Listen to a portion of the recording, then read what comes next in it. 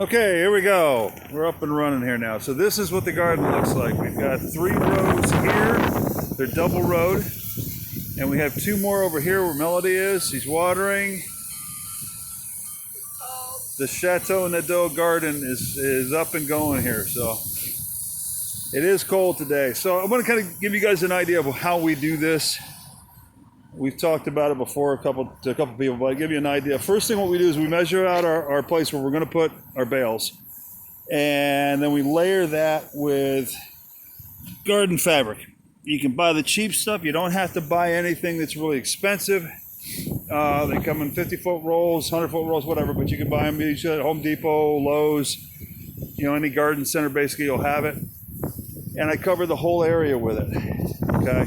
That keeps all your weeds from coming up. It just tends to make it look nicer, although this right now looks a little tore up because this was from last year. I'm just gonna lay a new roll over the top of it. So then what we do, if you look down here, I have chicken wire here, and that goes right under where the bales are gonna go. It's basically to keep the rodents from burrowing up inside the bales, like woodchucks and so on, so they don't eat the vegetables, eat the roots and things like that inside the bale.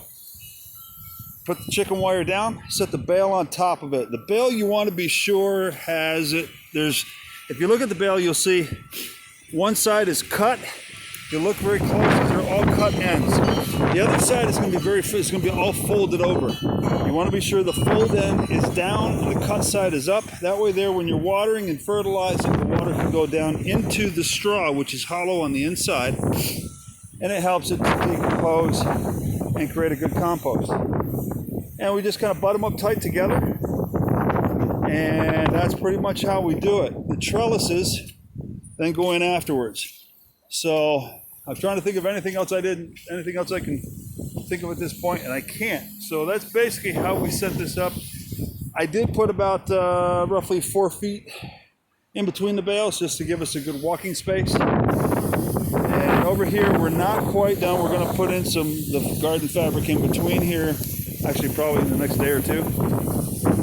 And that's pretty much what we've got going here. So that's pretty much how we set it up.